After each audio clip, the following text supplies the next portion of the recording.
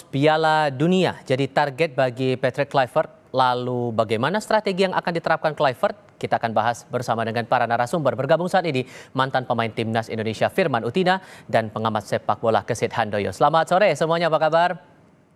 Selamat sore. Selamat sore. Terima kasih semua sudah bergabung. Bung Firman, begini, Timnas kita akan dilatih oleh seseorang yang terbiasa dengan pertandingan di Liga Eropa. Apakah akan butuh adaptasi yang ekstra dengan waktu yang terbilang singkat 2,5 bulan atau justru sebetulnya masih bisa diadaptasi lagi? Ya jelas ya, saya lihat bahwa pergantian pelatih ini jelas harus membutuhkan waktu, membutuhkan adaptasi.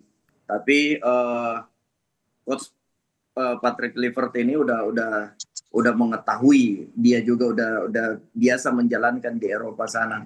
Jadi saya rasa hal seperti ini hal yang biasa di Eropa. Kadang di pertengahan musim ada dipecat pelatih atau diganti pelatih, ini hal yang biasa di sepak bola ya. Kalau kita ketahui pasti beban ada di coach Patrick Kluivert.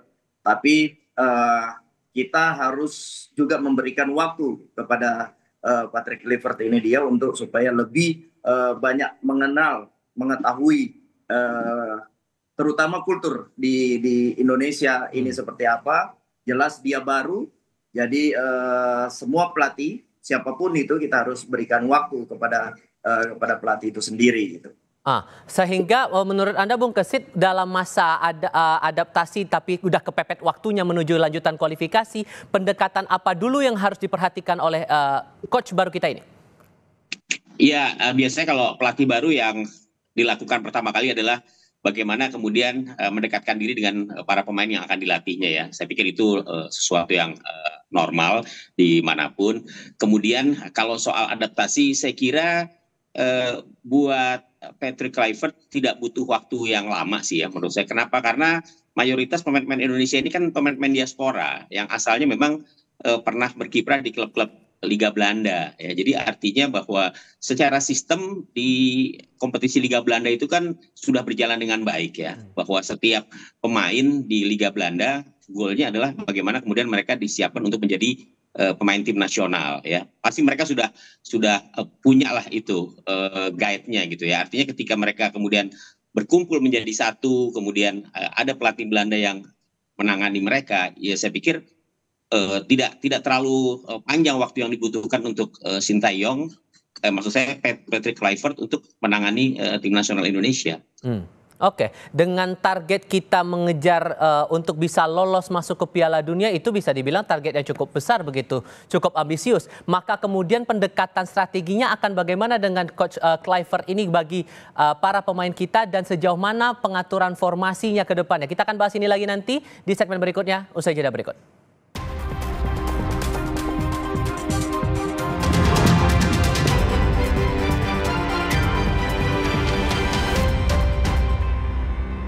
Kami masih berdiskusi bersama dengan Bung Firman Utina, mantan pemain Timnas Indonesia dan pengamat sepak bola Kesit Handoyo. Bung Kesit, melanjutkan pertanyaan saya di segmen sebelumnya, kalaupun target kita adalah mencapai bisa lolos masuk ke Piala Dunia, maka pendekatan strategi apa yang rasanya harus diubah begitu?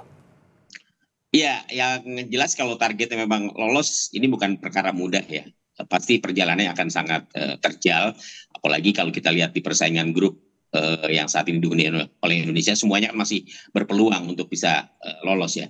Kalau bicara pendekatan, saya pikir memang yang paling penting adalah bagaimana kemudian skema yang selama ini sudah diperlihatkan oleh pemain-pemain Indonesia ya dalam mengarungi pertandingan di zona Asia, ya ini yang harus lebih dioptimalkan lagi gitu ya.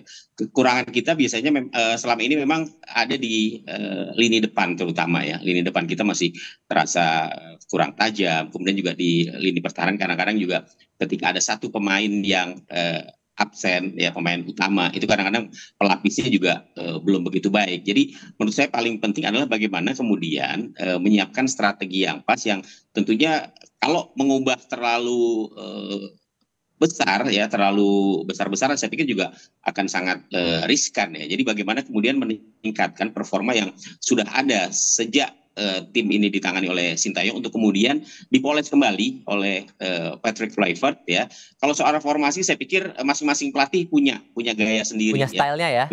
Punya style sendiri ya. Tinggal kemudian bagaimana mengoptimalkan resource yang ada aja di tim kita ini. Itu aja sih saya pikir. Kalau Bung Firman merasanya bahwa target ini terbilang ambisius atau masih bisa kita kejar begitu dengan posisi kita di urutan 3, 6 poin sama dengan 3 negara, Arab Saudi, Tiongkok, dan Bahrain? Iya, kalau target ini yang kita berikan harus lolos kepada Patrick Kluivert, saya rasa ini nggak idealis ya, nggak, ibaratnya terlalu cepat untuk target ini. Tapi kita bisa lolos asalkan Coach Patrick Kluivert lebih membangun chemistry dulu, karena rata-rata pemain-pemain, walaupun pemain-pemain diaspora ya kan, digabung dengan pemain-pemain lokal yang ada di sini, ini butuh dibangun chemistry-nya, dibangun psikologinya ya kan, sehingga habis pergantian pelatih ini otomatis masih lebih kelihatan dominan cara bermain atau gaya permainan itu lebih ke Coach Sintayong. Nah, kita ingin lihat bahwa apa yang Coach Patrick akan bangun untuk tim nasional kita ini, saya rasa dia akan membangun chemistry dulu di awal. Kurang Dia dari 2,5 bulan itu cukup menurut Anda, Bung?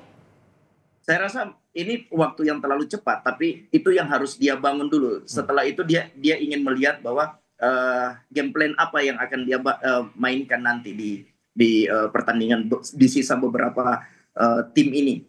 Karena saya rasa kalau dia langsung ke game plan tanpa dia mengetahui kualitas pemain-pemain lokal dan pemain-pemain diaspora, saya rasa ini sangat lama, sangat panjang untuk kita harus bangun chemistry ini. Itu yang saya lihat sih. Dengan posisi kita di papan klasemen sedemikian, Bung Kesit, dan pertandingan terdekat kita di tanggal 20 Maret itu pertandingan melawan Australia, pertandingan tandang, hal apa yang rasanya harus diperhatikan oleh Coach Kluivert untuk bisa memastikan posisi kita aman? Iya, tadi saya katakan bahwa memang tidak gampang ya. Kita akan menghadapi pertandingan melawan Australia. Ini kan persaingan di grup yang dihuni oleh Indonesia kan saat ini terbilang sangat ketat ya. Bagi saya atau menurut saya yang paling tepat adalah bagaimana kemudian konsolidasi dulu lah dilakukan di tim nasional Indonesia ya. Bagaimana kemudian Patrick Kluivert memaparkanlah program-program yang akan dia akan jalankan untuk tim nasional Indonesia menghadapi 4 pertandingan sisa di kualifikasi Piala Dunia ini ya. Betul bahwa memang tidak gampang untuk membangun chemistry begitu ya. Tapi kalau kita lihat dari mayoritas pemain-pemain nasional Indonesia pada saat ini adalah pemain-pemain diaspora asal Belanda. Mudah-mudahan bagi Kluivert tidak butuh waktu lama untuk kemudian bisa mengenal lebih dekat bagaimana karakter dan gaya dari pemain-pemain Indonesia, kemudian yang seperti saya katakan tadi memoles ya kekurangan yang masih ada, karena kalau untuk mengubah dalam waktu yang relatif singkat, saya sepakat dengan Firman Utina, pasti gayanya Sintayong ini masih ada, masih kental begitu ya. Jadi bagaimana kemudian Kluivert mengoptimalkan kelebihan yang dia punya untuk memoles timnas kita agar mampu bersaing lebih jauh lagi. Gitu. Sepanjang tadi Anda menjelaskan, tadi kita juga sempat melihat ada unggahan via akun Instagram di akun Timnas Indonesia juga yang menyampaikan selamat datang kepada Patrick Kluivert dan sejumlah pemain keturunan tim nasional Indonesia. Ini turut mengomentari unggahan itu, kayak Tom Hai melalui akun Instagram, podcastnya The High Wave, Jens Reven, Orat Mangun yang juga meninggalkan 2 emoticon tadi. Kemudian ada Miss Hilhurst yang juga menuliskan see you soon. Maka pertanyaan lainnya juga muncul kemudian nih Mas Kesit, terkait dengan pemain naturalisasi yang kemungkinan bakal ikut turun bergabung di era kepelatihan dari Coach Kluivert ini yang sebelumnya tidak dimainkan cukup intens di eranya Sintayong. Anda menangkapnya gimana untuk proyeksinya kemudian? Ya, saya pikir semua pemain naturalisasi yang pernah ada ya, yang pernah dinaturalisasi oleh PSSI, menurut saya harus kembali dikumpulkan gitu, karena potensi-potensi mereka kan ya sayang sudah dinaturalisasi tapi kemudian tidak digunakan, tidak dimanfaatkan tenaganya. Padahal ketika PSSI mencoba memboyong mereka ini kan lewat sebuah usaha yang lumayan panjang juga gitu ya. Jadi saya pikir semua kesempatan kepada para pemain harus diberikan, termasuk Eliano yang baru sekali tampil, atau kemudian bisa saja Stefano Lillipali dipanggil kembali, atau misalnya Elkan Beget yang sempat terlempar karena katanya ada problem dengan Sintayong, itu kembali dipanggil lagi untuk kemudian kekuatan Indonesia betul-betul pulih kembali begitu loh, setelah ada konflik sebelumnya mungkin dengan pelatih, tapi kali ini dengan pelatih baru diharapkan suasananya bisa jauh lebih kondusif dan semangat mereka untuk kembali membela Indonesia itu jadi semakin tinggi. Ada juga sependapat Bung Firman soal ini? Iya, saya sependapat dengan Bung Kesit, dan terutama kalau misal dipanggil kembali, ya minimal ada 40 pemain yang harus dia panggil kembali untuk dia lihat, ya kan, untuk dia lihat perkembangan mereka juga di klub seperti apa. Dan saya berharap ada satu talent scouting yang sudah memang disiapkan PSSI untuk memberikan nama-nama kepada Coach Patrick Kluivert. Itu lebih menggampangkan Coach Patrick Kluivert untuk lebih melihat langsung.